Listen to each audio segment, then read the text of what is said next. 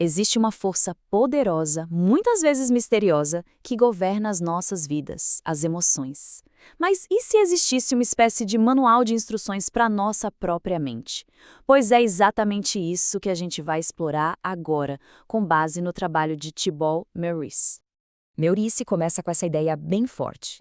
As emoções podem parecer um feitiço, sabe? Algo que nos controla. E sem entender como elas funcionam, a gente acaba virando vítima desse poder, em vez de tomar as rédeas.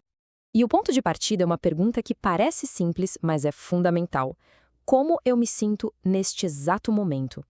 A consciência é o primeiro passo para qualquer controle. Afinal, na correria, muitas vezes a gente nem para identificar o que está sentindo de verdade, né? Isso nos leva direto para a primeira parte, o feitiço das emoções. Aqui, vamos entender como os sentimentos colorem o mundo ao nosso redor e, muitas vezes, sem a gente nem dar permissão. E o mais curioso é que o próprio autor confessa que se sentiu um fracasso enquanto escrevia sobre o tema. Pensa só na ironia. Isso só mostra que ninguém está imune. Mesmo quem estuda o assunto a fundo luta com as próprias emoções, o que torna essa jornada algo universal. E aqui está o conceito central. As emoções funcionam como se fossem filtros, como lentes de óculos. Quando o filtro é positivo, o mundo parece cheio de oportunidades, a energia está lá em cima. Mas quando o filtro é negativo, a mesmíssima realidade parece sombria e desanimadora. A vida é a mesma, o que muda são as lentes que estamos usando. Mas quem controla esses filtros? Isso nos leva aos titiriteiros ocultos. É que nossos sentimentos não são aleatórios, não surgem do nada. Eles são, em grande parte, controlados por duas forças bem poderosas e antigas que existem dentro de nós. O primeiro titiriteiro é o nosso cérebro de sobrevivência. Ele é uma herança dos nossos ancestrais e o objetivo principal dele não é nos fazer felizes, não. A missão dele é nos manter vivos.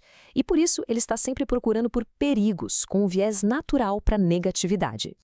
E aí que mora o problema. Esse cérebro antigo não diferencia uma ameaça real, tipo um tigre, de uma ameaça social moderna, como uma crítica do chefe. A reação de pânico pode ser a mesma, mesmo que as consequências sejam totalmente diferentes. É como se nosso software de sobrevivência estivesse desatualizado para o mundo em que a gente vive hoje. O segundo titiriteiro é o ego. E aqui, a palavra não tem a ver com orgulho, tá? É sobre a identidade que cada um de nós constrói. É a história que contamos a nós mesmos sobre quem somos. O ego se agarra a coisas externas para construir essa identidade. O carro que temos, o cargo que ocupamos, as nossas crenças. Então, quando qualquer uma dessas coisas é ameaçada, o ego reage com emoções fortíssimas, porque ele interpreta isso como um ataque à sua própria existência. Ok, então com esses titiriteiros em mente, como é que uma emoção é criada? Na prática, vamos para a fórmula dos sentimentos. É aqui que o mistério começa a ser desvendado com uma fórmula até que bem simples. Toda emoção forte segue estes 3 passos. Primeiro, a interpretação. A gente dá um significado a um evento. Segundo, a identificação. A gente se apega a esse pensamento, torna ele parte da gente. E terceiro, a repetição. Ficamos revivendo aquele pensamento várias e várias vezes, o que fortalece a emoção até ela tomar conta de tudo. E, já que estamos falando de sentimentos, de onde vem a felicidade a longo prazo? Um estudo revelador de 1978 mostrou uma coisa chocante. 50% parece ser determinado pela genética. Mas olha só, 40% vem de fatores internos, da nossa interpretação, do nosso foco. A conclusão, então, é que só 10% da felicidade duradoura depende de fatores externos, como riqueza ou status. Isso é incrivelmente libertador. Significa que 90% do jogo da felicidade acontece no nosso mundo interior.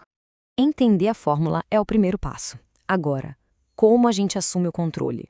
Esta parte traz ferramentas práticas para começar a gerenciar o nosso estado emocional. A tríade da mudança nos dá 3 alavancas poderosas para influenciar nosso estado. A gente pode mudar a fisiologia, o jeito que usamos nosso corpo, mudar a linguagem, as palavras que escolhemos, e mudar o foco, aquilo em que decidimos prestar atenção. Vamos olhar rapidinho para a linguagem. As palavras que usamos não apenas descrevem nossa realidade, na verdade elas a criam. Mudar as palavras pode literalmente mudar nosso nível de confiança. A diferença é impressionante. Trocar vou tentar por eu farei não é só uma questão de semântica, é uma declaração de intenção que reprograma a mente para o sucesso. As palavras carregam uma energia. E a fisiologia? A ciência mostra que o corpo e a mente são uma via de mão dupla. Fazer uma postura de poder por apenas 2 minutos pode alterar a química do cérebro, sabia? Aumentando a testosterona, que está ligada à confiança, e diminuindo o cortisol, o hormônio do estresse. Chegamos à parte final. E aqui acontece a maior virada de chave de todas. A gente para de ver as emoções como inimigas e passa a enxergá-las como aliadas. Como uma verdadeira bússola interna. As emoções negativas não são o problema. Elas são um sistema de alarme. Assim como a dor física avisa que algo está errado no corpo, a dor emocional sinaliza que a nossa interpretação da realidade não está nos servindo. É um convite para investigar. A grande verdade é que as emoções não existem para nos atormentar. Elas são mensageiras. Elas estão tentando comunicar algo importante sobre as nossas crenças, as nossas necessidades ou sobre a história que estamos contando a nós mesmos. Portanto, a melhor estratégia não é lutar ou reprimir, mas sim ouvir com curiosidade. Se perguntar: o que essa raiva está tentando me dizer? Qual necessidade não está sendo atendida por trás dessa tristeza? A mudança de verdade acontece quando a gente para de resistir e começa a escutar. E se as emoções que mais evitamos, o medo, a raiva, a tristeza, fossem, na verdade, os nossos guias mais sábios, nos apontando exatamente para onde precisamos crescer? Essa é uma ideia que pode mudar tudo.